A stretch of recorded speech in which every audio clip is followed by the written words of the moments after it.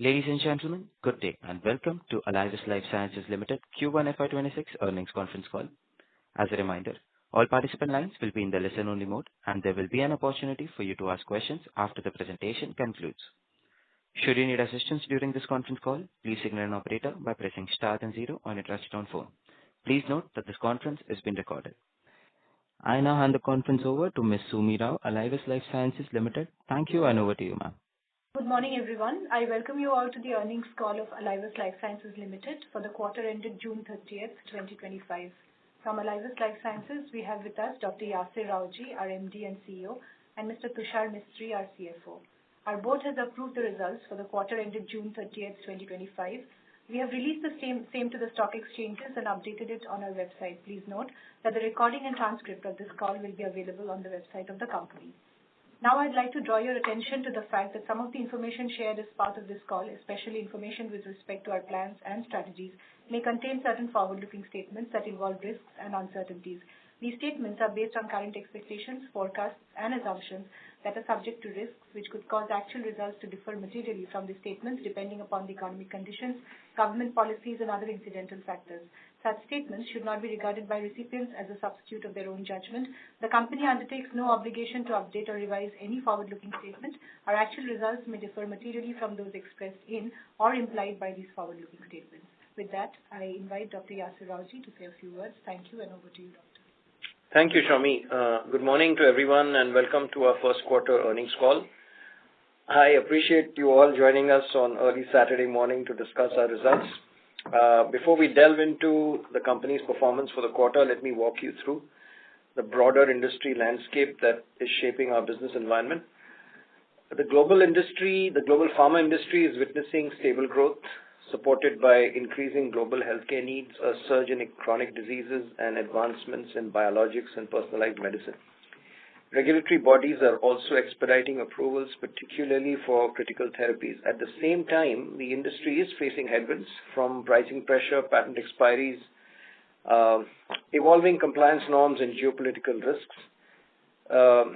Strengthening supply chain resilience is becoming essential for long-term sustainability. With this, let me turn your attention to our performance for the quarter. We reported revenues of 602 crores, rupees 602 crores, which is a YOY growth of 2.2%. This was primarily driven by our non-GPL business, which grew 14.5% YOY and 4.1% QOQ, supported by successful new launches. However, this growth was offset by a 22% YOY decline in our GPL business, owing to inventory rationalization by GPL. This consequently impacted our generic API business, which saw a consolidated moderate growth of 3% YOY and degrowth of 7.1% QOQ. Geographically, regions like India, Europe, emerging markets, LATAM, and Japan contributed to the revenue growth. Moving on to our profits for the quarter, our gross margin for the quarter was 55.1%, up 400 basis points YOY, driven by rationalized input cost and leveraged operational efficiency. Our EBITDA margin for the quarter was 30.1%, up 210 basis points. Our EBITDA growth was 9.9% YOY. Our CDMO business remained subdued during the quarter. Validation batches for the fifth project have commenced. The commercialization is expected in H2. We anticipate a broader ramp-up across all CDMO projects during H2. I am pleased to share that our Dahej facility has received the EIR from the US FDA with an NAI classification following a routine inspection conducted from 26th to 30th of May of this year. I would also like to reiterate that our Ankleshwar facility received its EIR earlier this year after successfully concluding a routine GMP inspection in late January. Now, this has been a subject of discussion in many calls in the past, where our facilities had not been audited for almost 6 years, and in this last 6 months, we've had both our facilities, our large facilities, inspected by US FDA, and we've had successful outcomes of both those inspections. So, with respect to Sholapur facility is expected to begin in Q4 of this year. Our pipeline remains robust with over 569 DMF and CEP filings globally. As on June 30th, the high-potent API portfolio remains on the development path, with 26 products in the active grid, representing market size of 61 billion TAM, total addressable market. Of these, 9 products are validated, 3 products are in advanced stages of development, and the remaining 14 products are progressing through lab development stages. Looking ahead, we maintain our earlier guidance of mid-teens volume growth for FY26. However, due to pricing pressures, revenue growth is expected to remain in the high single digits. We anticipate stronger performance in the second half of the year, supported by a recovery in the GPL business and the ramp-up of all CDMO projects. We would like to reiterate that margins will continue to be in the 28 to 30% band in the foreseeable future. With this, I now turn the floor to our CFO, Tushar Mistry, who will walk you through a detailed financial performance for the quarter. Thank you.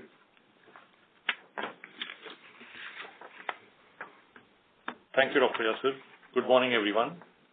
Welcome to our Q1 FY26 earnings call. I would like to briefly touch upon the key performance highlights for the quarter ended 30th June 2025 before opening the floor for questions and answers.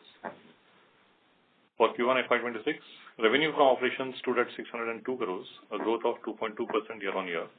Gross profit for the quarter was at 332 crores, up 10.2% year-on-year. Gross margins for the quarter stood at 55.1%, which is well within our given guidance range. EBITDA for the quarter was at rupees 181 crores, up 9.9% year-on-year. EBITDA margin for the quarter was at 30.1%, up 210 basis points year-on-year, driven by better gross margins. This is on the higher side of our given guidance. Profit after tax for the quarter stood at 122 crores, with PAT margins coming at 20.2%. Chronic therapies contributed 70% to the top line in Q1 FY26. CVS and CNS therapies continue to lead the growth during the quarter. R&D expenditure for Q1 FY26 was at rupees 21 crores, which was 3.5% of our sales. On the balance sheet and cash flow movement, speaking of capital expenditure, CapEx for the quarter was rupees 52 crores. CapEx guidance, we have a CapEx approval from the board of rupees 600 crores, including carryover of rupees 190 crores from FY25. We continue to remain a net debt-free company, and I am happy to inform that we have generated strong cash flow from operations of rupees 100 crores in Q1 FY26, with cash and cash equivalents of rupees 660 crores on the books as of 30th June 2025. In conclusion, we remain optimistic about our growth prospects, supported by strong demand trends, the addition of new capacity, and a robust order book. With that, let us open the floor for Q&A. Thank you very much. We will now begin the question and answer session. Anyone who wishes to ask a question may press star and 1 on the touchtone telephone. If you wish to remove yourself from the question queue, you may press star and 2. Participants are requested to use handsets when asking a question. Ladies and gentlemen, we'll wait for a moment while the question queue assembles. The first question is from the line of Ahmed Madha from Unifi Capital. Please go ahead. Yeah, thanks for the opportunity. Good morning, doctor. First, I have 3 questions. First, to start with, on Solapur, you mentioned around the Q4 timeline for the capex. How do you see the product filing from this facility coming up in the next year or so? And when can it sort of start contributing to the top line? Can you give broad guideline on the timing of over the next year or 2? You want to finish all your questions? Or this is it? Okay. Yeah, okay. This is first. Second, on the business mix between the Glenmark, non-Glenmark, you spoke about it coming back in second half. So I'm just trying to understand if when you're guiding for a high single-digit number for the full year, are you assuming the Glenmark business to be flat or slight decline? Because we haven't seen such a blip in last 8-10 quarters. So just to understand how you are thinking the growth rates between both these businesses, Glenmark, non-Glenmark. And lastly, very small question on the numbers side. So I see OPEX is up materially while top line growth is 2%. I think OPEX is up some 14%. Is there anything material to take note of? Yeah, that's it. Okay. Sholapur will come online in Q4. We'll have to file products probably in the first half of next year to trigger inspections. But we do have a plan for Sholapur to do some ROW business. So it's not as if we'll capitalize and then, there won't be any business, done out of Sholapur. We plan to start ROW business from Sholapur in first half of next year. Coming to the GPL, non-GPL, I'm not sure what you meant by the blip here, okay? But look, the reality is that our business overall, right, is not a quarter-on-quarter business. Let's understand that, right? There is waviness in the demand pattern from GPL. We expect that GPL business will also grow, okay?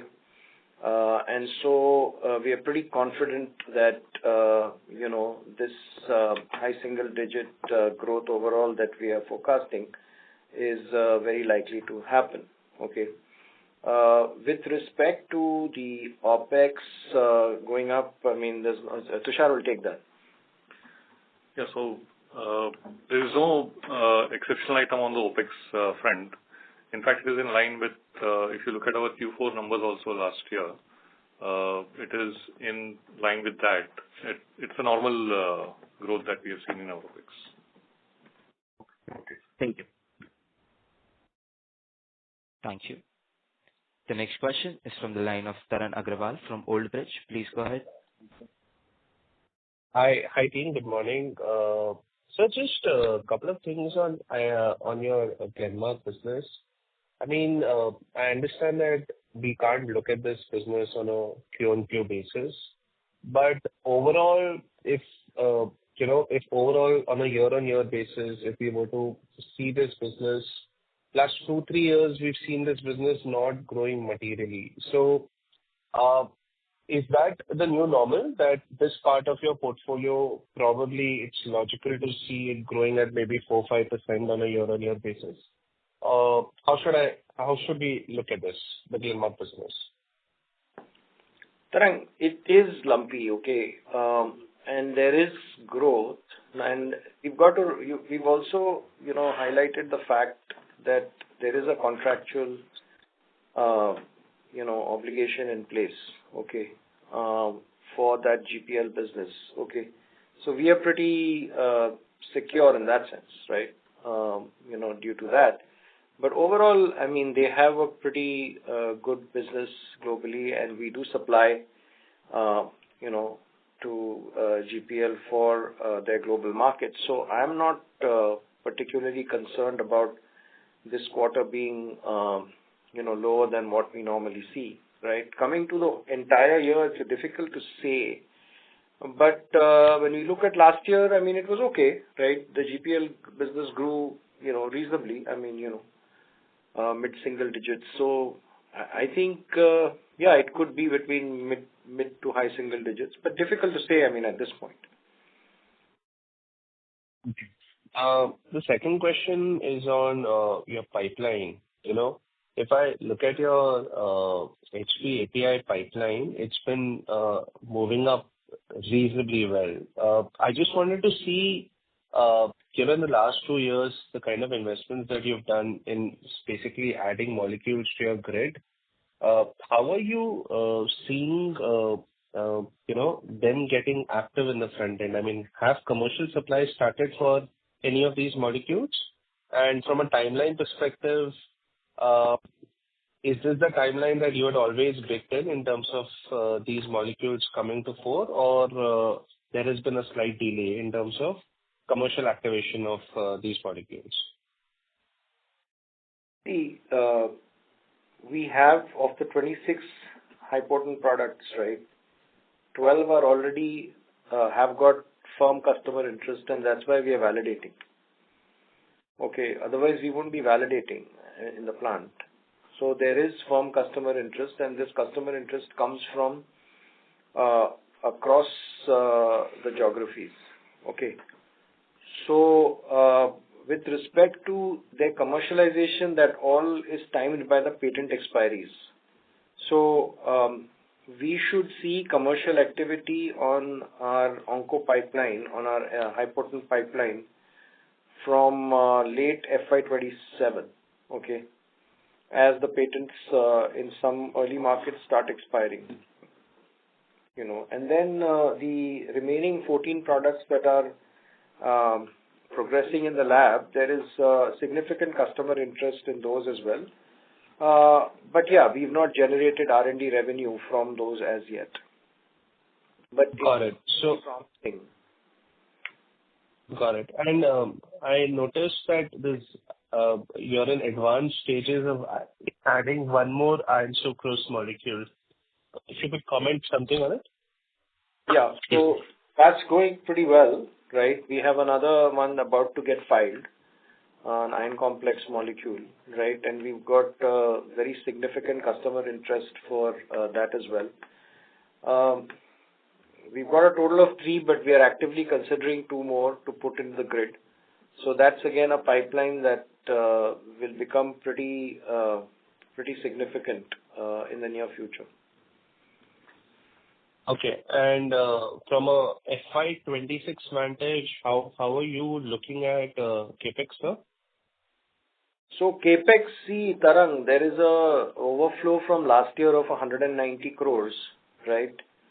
And we hope to start our R&D project, this year as well. So that plus Sholapur coming to completion, as well as 2 big brownfield projects, both in Ankleshwar and Dahej, also have to complete. So when you put it all together, we expect to, spend about 600 crore with the 190 overflow. Got it. So that plan remains, this is what you have communicated in Q4 as well. So that is status quo. That remains FY26, correct? That's right. Perfect. Okay. Thank you, sir. All the best. Sure. Thank you. Thank you. Participants who wish to ask questions may press star and 1 at this time.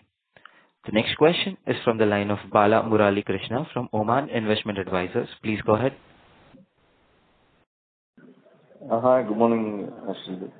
So in case of CDMO, even if the project is commercialized, so what kind of run rate we can expect? I think maybe we can hit 50 crores per quarter.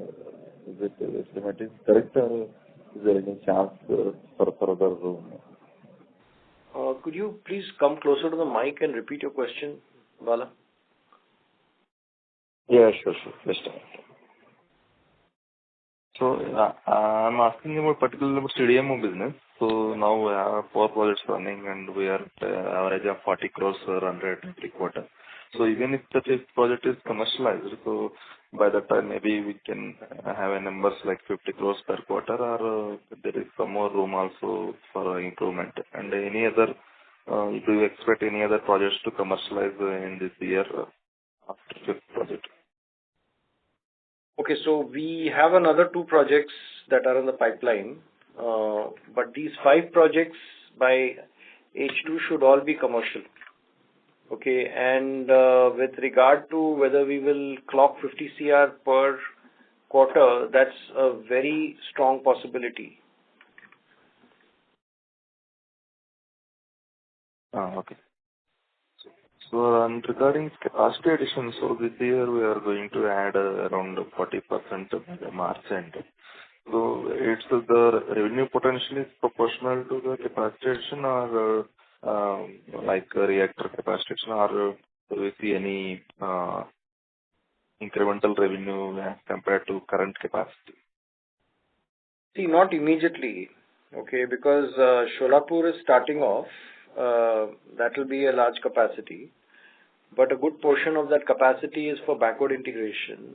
But like I said earlier, that we are going to start ROW business, or rather move ROW business to Sholapur. So yes, Sholapur will contribute to revenue, but it obviously won't be at the level that we get on a per kiloliter from, let's say, Ankleshwar or from Dahej for that matter. So I mean, it'll kick in, but it'll take some time to bring it to the same level. Okay. So we do expect that our FATR will drop a little bit, right? But that's okay. That's a very normal thing, right? Okay, but this Ankleshwar and Dahej 260 KL will contribute to the same level, or it is also it is not a backward integration. No, Ankleshwar and Dahej is not backward integration. See, Dahej is largely being done to facilitate our fourth project on CDMO because that demand is going up very quickly. Okay, so we hope to be able to complete Dahej in time to be able to facilitate that business. Okay, Ankleshwar has got so many products, and like we said in our communication that we do have launches. We did have launches in the last 2 quarters, and we do have upcoming new molecules that we'll have to service. So Ankleshwar is largely for that. But yes, in terms of revenue, we expect revenue should come through. So lastly, sir, I understood that next year you were adding for a high single digit, but all this in FY27, if all this capacities are running, so what kind of numbers you may be expecting in FY27, 28, incremental to FY26? You asked for FY26? 27, 28. 27, 28. 27, yes, sir. I think we'll at least maintain that, at least. Okay, there is upside potential. Okay, because like I said, a lot of the pipeline is maturing in FY27, 28. I even said even on Onco, right? Onco will start giving us in the second half of FY27. We'll start seeing even our Onco pipeline, going commercial. Okay, that's something. Thank you. Participants who wish to ask questions may press star and 1 at this time. The next question is from the line of Bharat Sheth from Quest Investment Advisors Private Limited. Please go ahead. Hi, good morning, sir, and thanks for the opportunity. Sir, if we have to think from, say, 5 years perspective, like CDMO is a bigger opportunity in emerging. So how do we plan to, one is that you are doing physical capex that will help us in giving a more sustainable supply to the customer, but developing a pipeline and second thing on investment in developing a new capability like ADC or biotech, and third on the process efficiency for flow chemistry investment. So how should we think, and when do you think we are, and how is the second thing is our acceptance and as a CRDMO player by our customer? Okay, let me go step by step. Okay, so Correct. Let's talk about CDMO 5 years, right? Okay. I mean, we will be a very credible player in the CDMO space in 5 years. Simply because we are already seeing that momentum. I just mentioned that apart from these 5 commercial projects, we have 2 now in active, discussion, and very likely that we will get those 2 projects. Okay, so if we keep that kind of hit rate, right, then we are talking of a pretty significant number of projects in 5 years' time.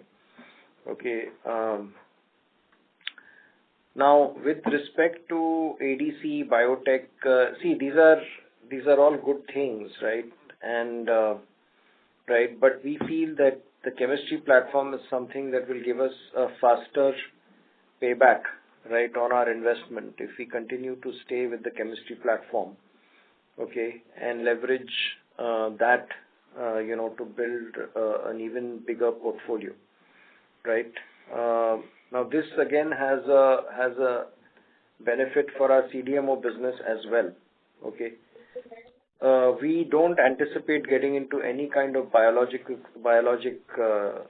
platform at this point, okay? Because the number of opportunities that are available on the chemistry side are also very significant.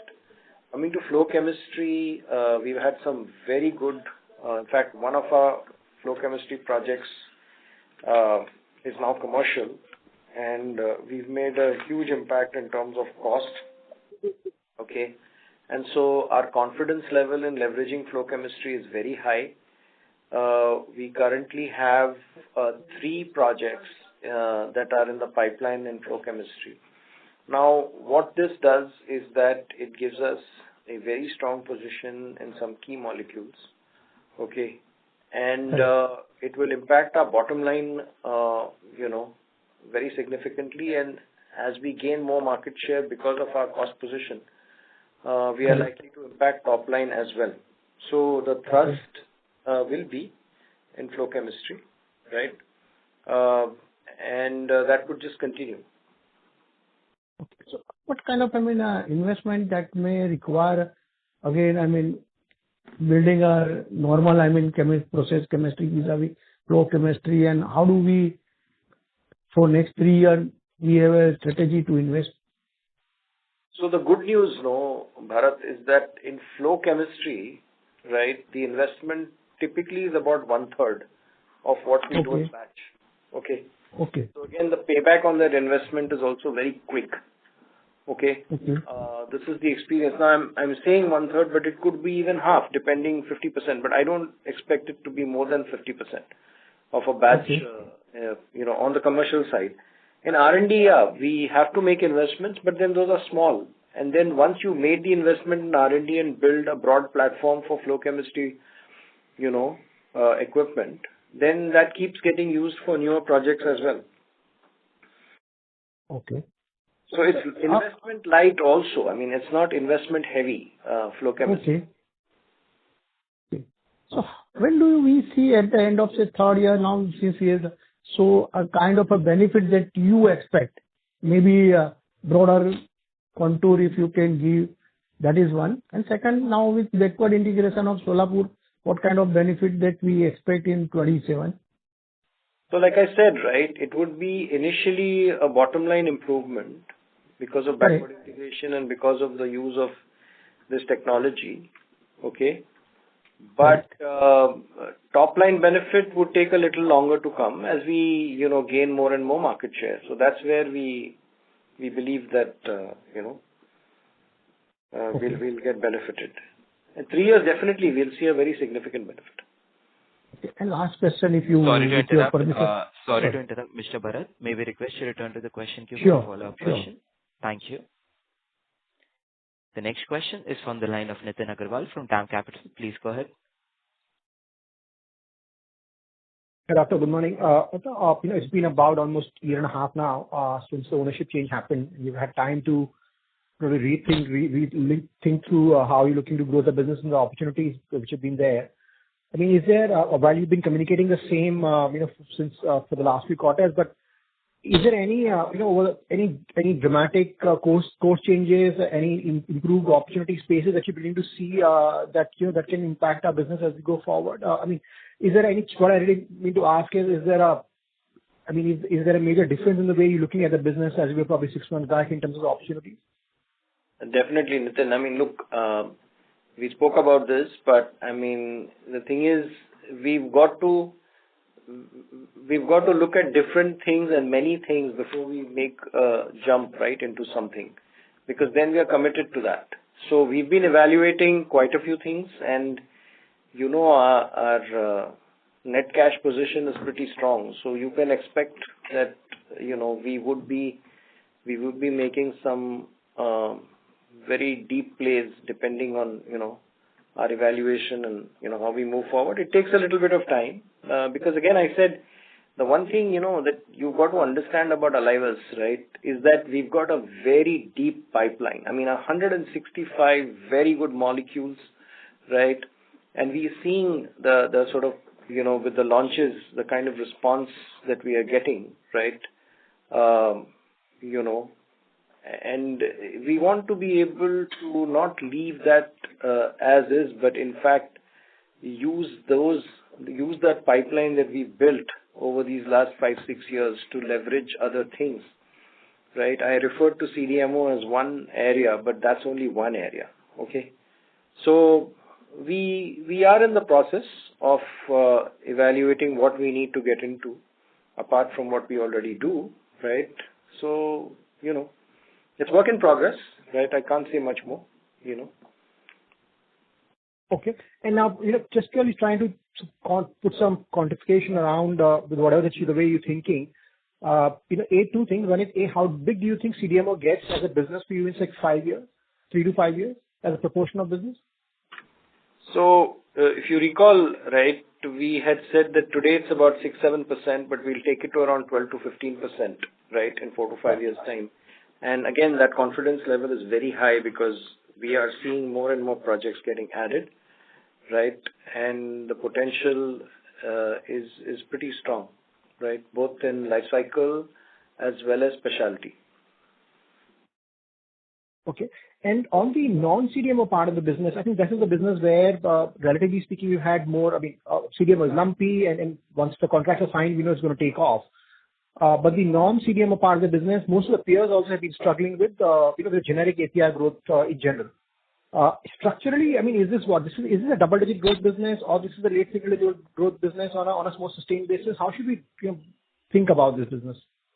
With our pipeline, it's definitely double-digit in the future. Okay. Now, of course, there's the GPL element, right? And they don't have that many launches as we are seeing in other markets and with our non-GPL business. But that's okay, right? We did the seeding, we did the work.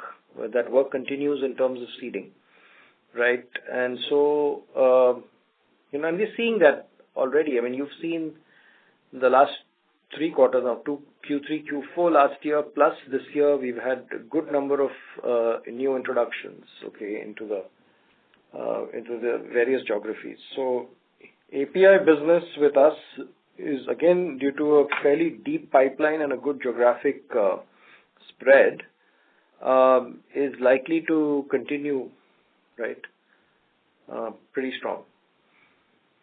So, just to recap, obviously, CDMO will take its own course as the contracts get signed up.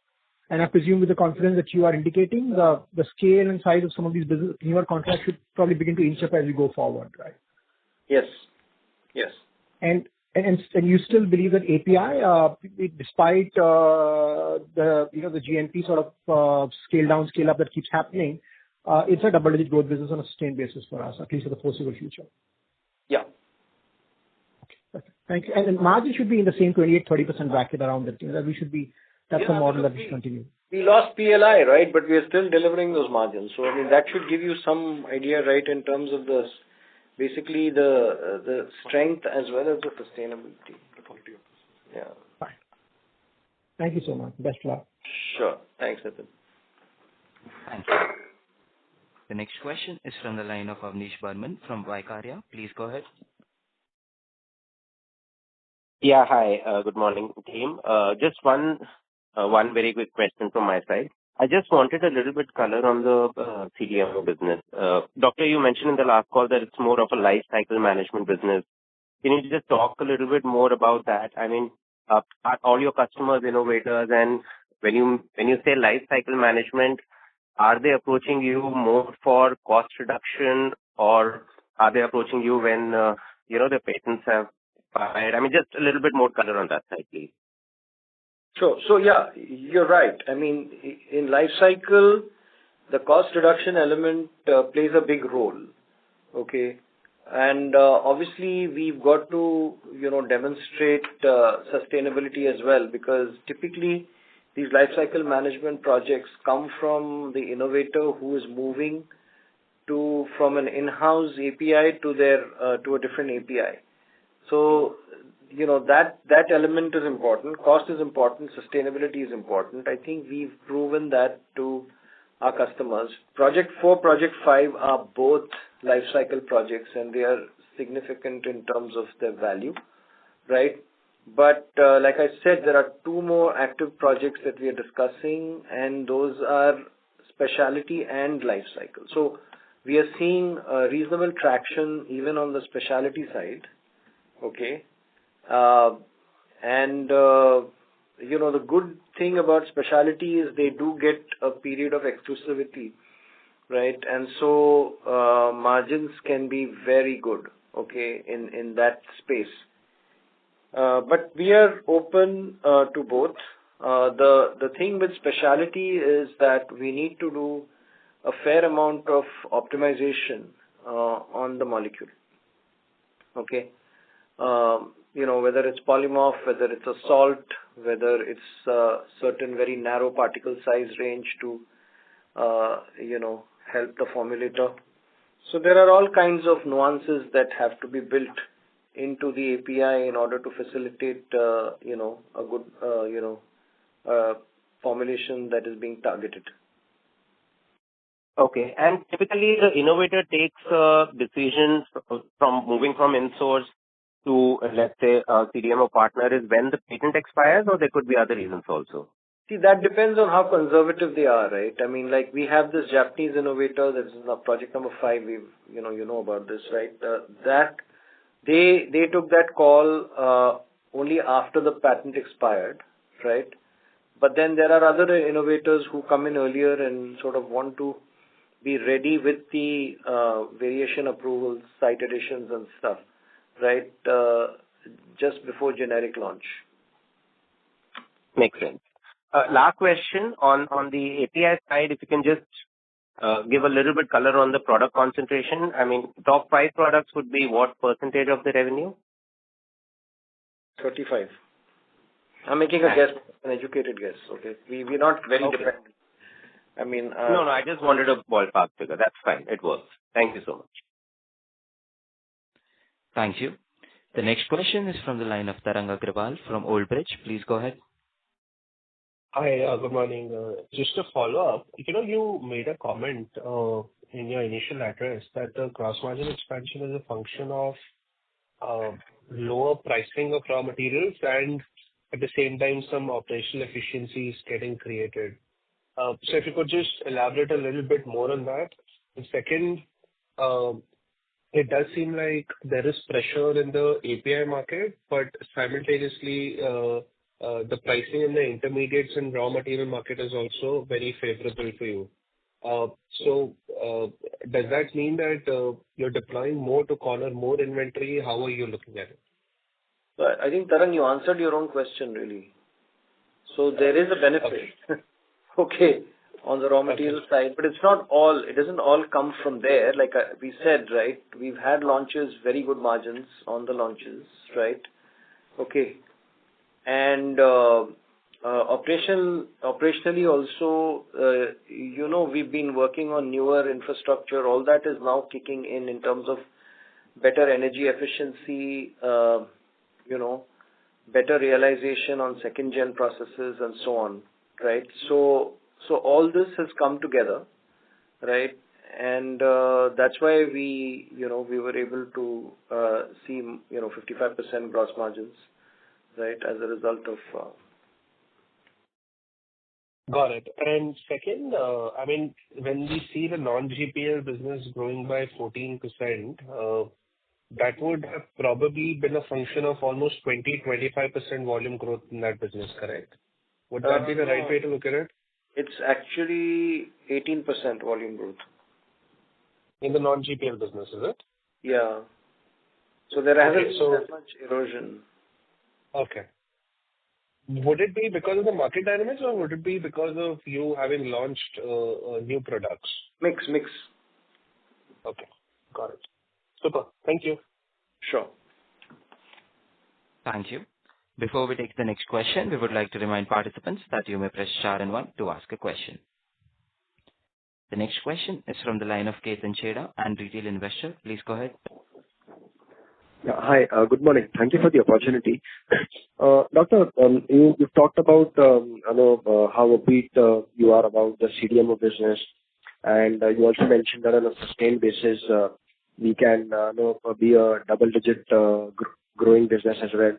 So from a slightly mid to longer term perspective, say 5 years out, I just want to get a sense not really a guidance, but a probabilistic scenario, that is there a possibility that we can probably cross 1,000 crore mark on a net profit basis, say 5 or 6 years out? Is that a possibility? On a consolidated level? Yes, yes. Yeah, I think so. I mean, we're CDMO alone. Are you No, on an overall basis, total. Consol, yeah, we're already 700 plus, right? I mean, yeah, comfortably, I think we can do it. Not a problem. I mean, look again, right, Ketan, we are focused on the pipeline, okay? It's a pipeline that addresses global market needs, okay? And then there is a level of value addition that we are bringing, okay, through CDMO, and there are other things that we are also looking at to create further value on the pipeline that we have. So I'm pretty confident that we'll be able to achieve that. I'm not giving guidance, okay? Like you said, you're not asking. No, yeah, I'm not asking for guidance, yeah, but just a probabilistic scenario, yeah. I mean, this is for you as well as for everyone else on the call. Sure, absolutely, yeah. And just one clarification, you mentioned some figure about net profit. I didn't get that right. I mean, March 25 net profit, what I see is that we are about 486, 485 kind of net profit. You said 700 or something? EBITDA. Did I hear that right? EBITDA, not the profit. No, I was talking about net profit. Sorry, when I asked for the 1,000 crore number, I was saying from a net profit basis, not EBITDA. Like double in 5 years. Kind of, yeah, approximately, yes. Well, we could be close, but let's see. Okay, sure. And the other question I had is, in the past calls you mentioned about something like, you're probably looking at some new avenues, and you alluded to that in some commentary a few minutes ago as well. Is there a possibility that we could also do some kind of an acquisition of a company where we see a lot of potential, because I think our balance sheet probably could support that. Is that a possibility? Yeah, inorganic is definitely on the table. Okay. All right. Thank you, Doctor. Wish you all the best. Thank you. Thank you. Participants who wish to ask questions may press star and 1 at this time.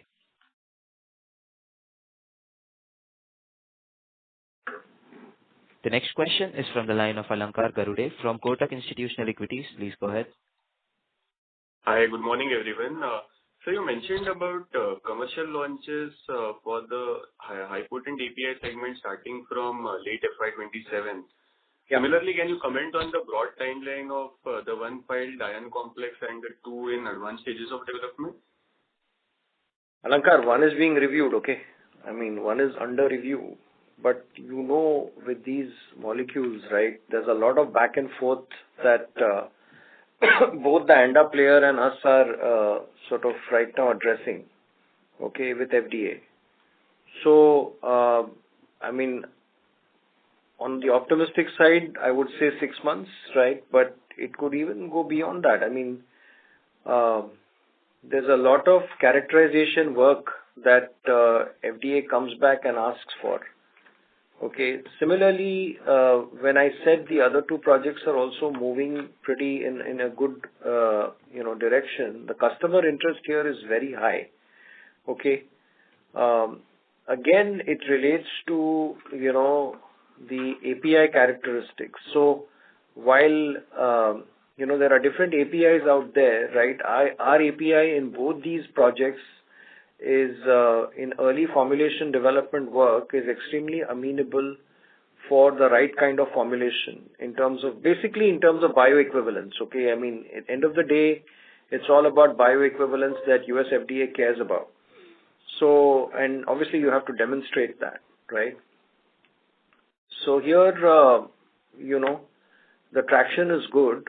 As far as approvals go, it's basically when the agency comes back and says, okay, you're approved, right? But again, like I said, it's both the ANDA players and us that are working simultaneously to satisfy the queries raised by US FDA. Got it, sir.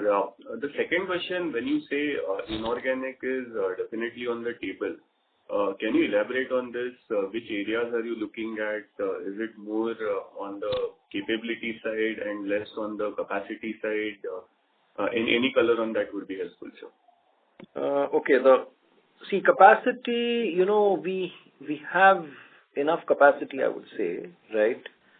Of course, it would be nice to have an additional US FDA site of the Dahej size, right, also, right, just to, be very safe, right, with the way the portfolio is growing, right? But really at this point, we've done so much work at both Ankleshwar and Dahej to build capacity that we have a good 2-year runway there. So we would not be looking in the capacity space for sure, right? Unless something really cheap came along, But we'd rather spend our money to sort of enhance the platform and, create business opportunities that are beyond the current, type of opportunities that we chase. That's all the color I can give you. Fair enough, sir. That's it from my side. Thank you and all that. Okay. Thank you. Thank you. The next question is from the line of Abhishek from Padmaja Investments. Please go ahead. Am I audible, sir? Yes. Yeah. Sir, my question one is on that I'm looking at the presentation. So I see fixed asset turnover in FY22 it was 3.4 and now it is in the 2.5 range. Is there a reason why it is coming on and what is the number that we can issue going forward? That's my question one. And question two is, can you comment on the new platforms that you are planning to build? I remember you mentioning that was this in the past 2 conference calls. Yeah, I'm done with my questions.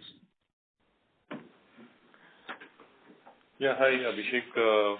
On the FATR, we have been saying in the past that while we are a part of Denmark Pharma, the investments were not very high, and that was the reason why the FATR was that high. Now we have got into the investment phase and building capacities for our future growth.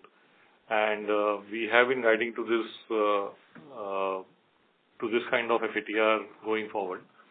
And till the time we will remain in that investment phase, you will see this FATR, slight pressure on the FATR going forward as well. But we don't expect that to go below 2 at any given point of time. We are trying to manage our capexes in that manner. Okay. Yeah. So there is currently slack in your capacity because that will be used going forward because you have a strong pipeline. That's the reason why it is down as of now. No. Is my understanding right? No. Look at the industry. We are still at the top of the table in terms of our asset utilization. Just compare us with anyone, right? Most companies are hovering around 2 or less than that. Even the top companies in our area, in the API business, right, are between 1.5 and 2. So, you'll have to give it to us that, we've been pretty efficient in our utilization, of capex and, because of our capacities are utilized pretty efficiently. I'm just trying to understand the reason for the fall, sir. Absolutely, I do get that. I do get that it is high. And I look at BVs or Laurus Labs, it's pretty high and I get that, but I'm trying to understand the You go back and look at the same 2 companies that you're talking about in terms of asset utilization, right? They are not at 2 also. Okay? Yeah. Okay. Thank you. The next question is from the line of Ketan Chheda, a retail investor. Please go ahead. Hi. Thanks for the opportunity again. Doctor, I have a question on the GPL contract. You mentioned there is an obligation from the GPL side. Could you please clarify by when does that obligation end? The obligation is for 5 years. We have completed 1 year on that. We still have 4 years as a part of the contract. Okay. Thank you so much. Thank you. Thank you. The next question is from the line of Abhishek from Padmaja Investments. Please go ahead.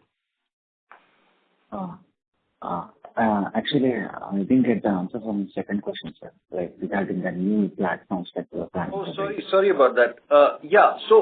See, with respect to new platforms, right, one thing that we are very clear about, right, is that we are not going to move away from the chemistry,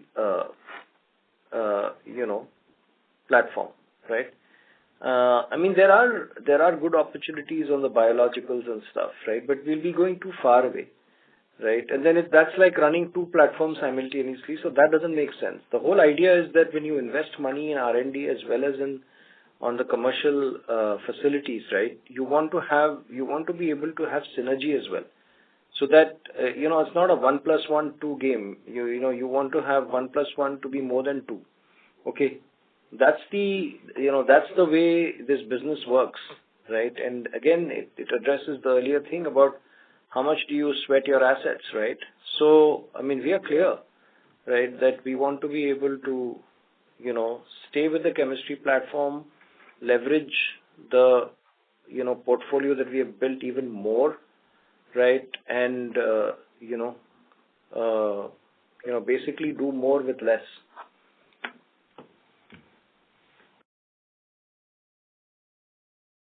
Okay, thanks. Thank you. The next question is from the line of Bharat Seth from Quest Investment Advisors Private Limited. Please go ahead. Hi, sir. Thanks for the opportunity. Sir, earlier you said this 4 CDMO project that we are running, that is largely on life cycle management. Is that correct understanding? No, the first 2 are specialty. The next 2, and then the third one is life cycle, and the next 2 are also life cycle. So, sir, is that fair understanding life cycle management? I mean, the CDMO project is a more stable revenue than the kind of, specialty where lumpiness, or how should we think about it? And okay. See, what happens in specialty is that they're breaking into the market with something new, right? Correct. So it does take a little bit of time, right?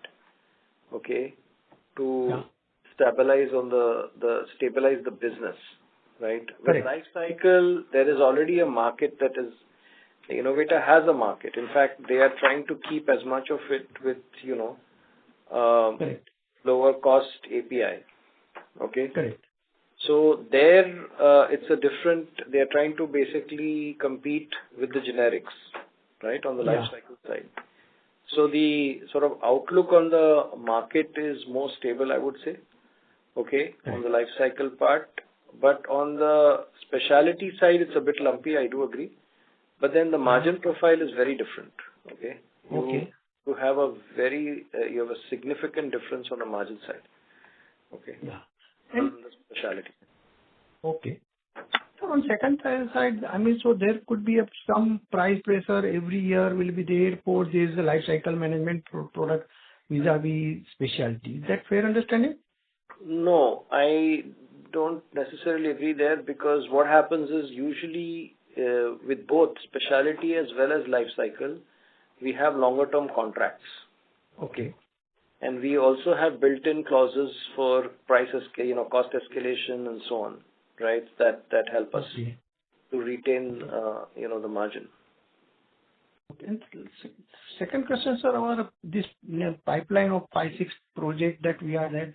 So if you can give more color, is how much could be on the life cycle and how is the specialty side? So right now, with 5 projects, right, the first 2 are specialty and the next 3 are life cycle, right? Yeah. Okay. What was the question again? What would be our pipeline? So next, sir, the project which are in pipeline. For the future pipeline? Yeah. So right now we are engaged in 1 life cycle, and the project 6 and 7. It's not yet in the bag, okay, by the way. We are in advanced stages. So, but 1 is life cycle, 1 is specialty.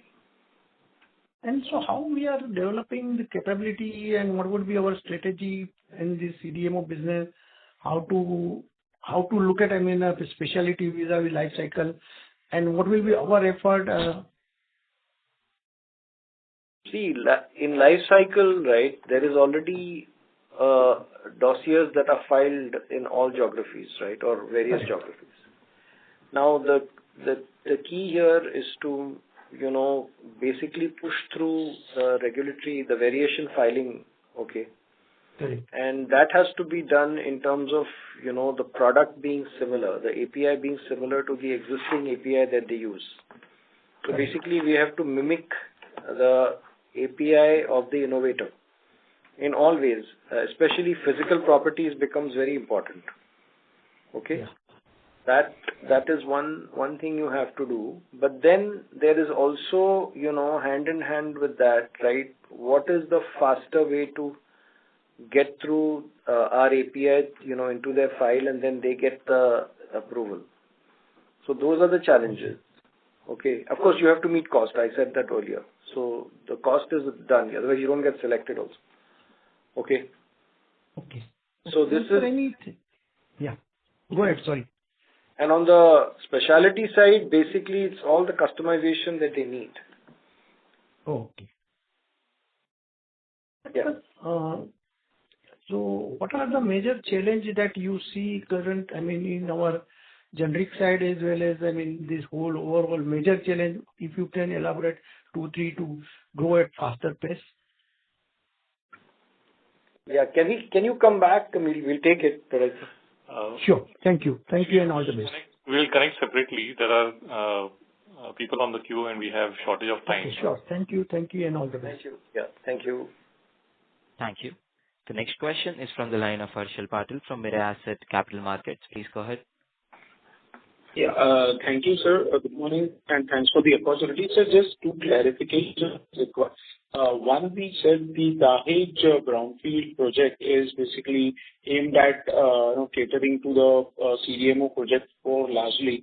So, sir, once the brownfield is done, would it take some time to really start the commercial supplies for the project 4, or it can be immediately done? Just wanted to know if there would be any validations for the brownfield or something like that, or it can immediately start around. No, in this case, it's immediate, Harshal. Because it's already commercial. We are sort of tight on capacity here. Right. Got that, sir. And so second thing, just, your politics. Within the CDMO space, we've been talking about life cycle and DX both. So just wanted to know, in a year of 4 quarters, is there any seasonality or any demand,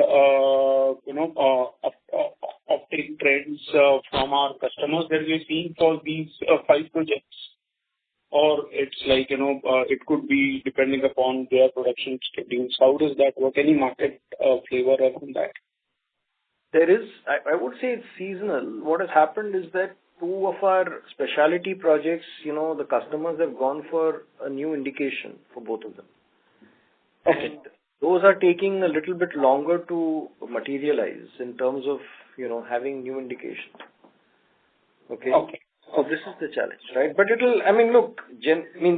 is an established market. They have a good footprint. It's just that the growth that we expected, right, is not there, right, at this point. Sure. What is there is okay. It's not going further. That's what I'm saying. Sure. Got that, sir. That helps, sir. Thank you. Thanks a lot. And all the best. Yeah. Thank you. The next question is from the line of Alankar Garude from Kotak Institutional Equities. Please go ahead. So one question on R&D.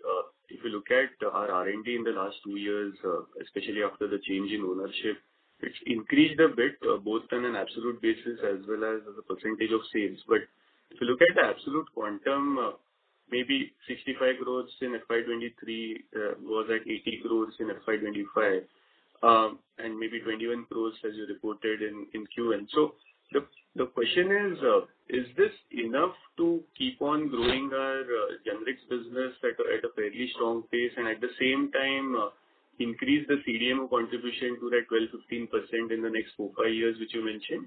Or do we really need to increase our R&D even further if we have to keep on growing at that pace? That's a very good question, Alankar. I mean, on CDMO, we will have to add a little more muscle, okay? But for generic, we are good. Okay, in fact, there has been a kind of shift internally in resource allocation for generic, where we are doing more backward integration projects and more CIP projects, right, for next-gen processes, right? Okay.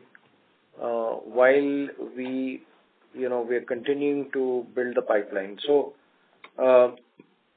I think there would be a slight uptick in terms of R&D spend, just so that we have enough strength in all these platforms, okay? And the reason why it has gone up is also because of the platforms, Going forward, I mean, I don't think it'll exceed 4 to 4.5x of revenue, right? After everything we do. Percentage of revenue. Got it, sir. That's helpful. Thank you. Sure. Thank you. Ladies and gentlemen, due to time constraints, that was the last question for the day. On behalf of Alivus Life Sciences Limited, that concludes this conference. Thank you for joining us, and you may now disconnect your line. If you found this video helpful, please like, share, and subscribe for latest upcoming videos.